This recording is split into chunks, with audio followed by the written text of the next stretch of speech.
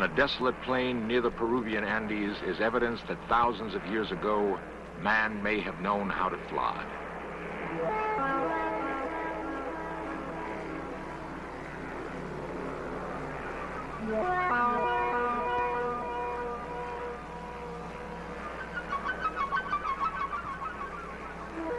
Huge drawings are etched in the ground. They make sense only when viewed from a great height. Miles of what look like modern runways score the desert. If they were, what manner of craft landed here? Who were the pilots? We are conditioned to think that flight is the province of modern man. Perhaps we are latecomers to the sky. To this day, the lines at Nazca have not been fully explained. How were they used? And by whom?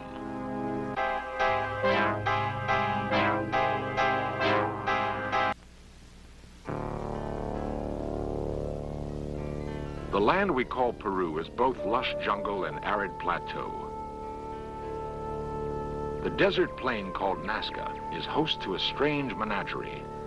A 9-fingered monkey, a huge, ungainly spider, giant birds and mammoth lizards. They are cut into the dry earth, visible only from the sky. Often, as we pursue our studies of ancient civilizations, we're tantalized by discoveries that don't seem to fit our comfortable notions about the past. Some of these discoveries suggest that early man knew a great deal more about flight than we once thought possible. There are no written records to guide us as we go in search of man's dream of flight, but there are remarkable clues to be found in legend and in monuments of earth and stone. Clues that suggest our remote ancestors were not strangers to the sky, that they may even have had help in realizing their dream.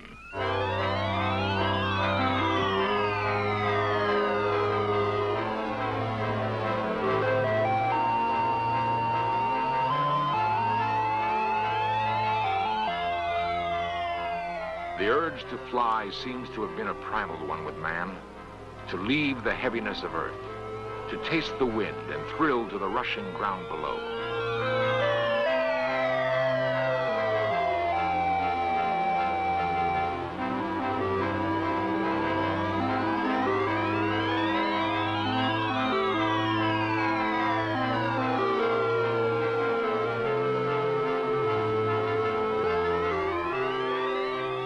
Every ancient culture known to us has legends of men who flew. For thousands of years, it has been thought that the tragic tale of Daedalus and his son Icarus was but a myth. How, it seemed, could it have been otherwise, that with only wings, a man could fly?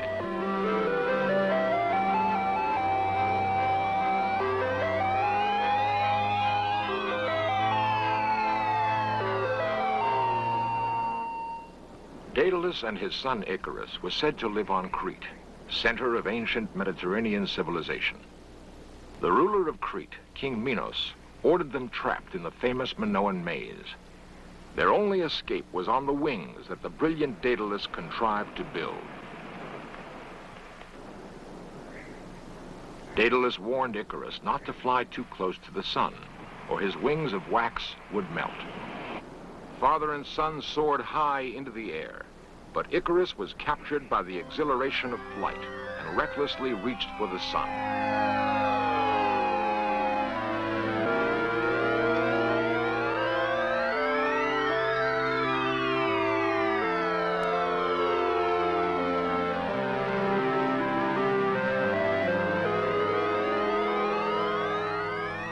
Icarus would pay dearly for his impetuous flight.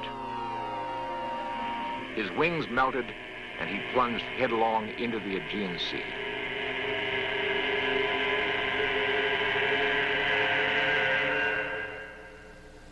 If the Icarus legend was the only story of flight in the ancient world, it could be dismissed. But there are others. Long after the Minoan Golden Age, the city of Florence dominated the culture of the Mediterranean world. It was in Florence that one of the great minds of Renaissance Europe pondered the dream of flight. Leonardo da Vinci was a classic Renaissance man. For years, he was preoccupied with a flying machine of his own design. It had some of the features of the modern helicopter. One report has Leonardo testing his machine in 1505 by launching it from a hilltop above Florence. History does not record the results of that test. Before Leonardo was born, a structure called the Jantar Mantar was built in India. It was apparently an astronomical observatory. The complex arrangement of its architecture performed the functions of telescope and computer. With its help, the thinkers of India contemplated the stars. Ancient Indian chants contain one of the most detailed descriptions of a flying machine. The chants may have been flights of fancy, or they may have been the accounts of early journalists passing on something they had seen. In either case, the chants describe an airborne vehicle called Varana. A form of energy called Sidli made it possible for the machine to fly to distant stars. It is a curious fact that in some ways the ancient Indian observatory resembles a rocket gantry.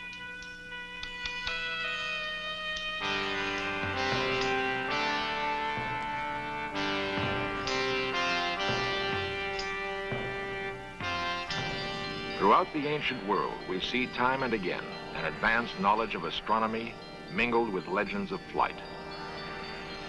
For the graves of Egypt are dominated by the presence of Osiris, the flying god who brought knowledge to the Nile basin.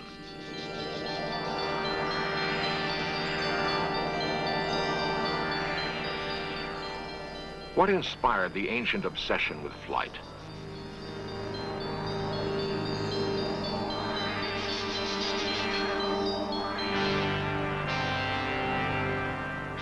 Why are the pyramids aligned in such a way as to be perfect landmarks for incoming aviators?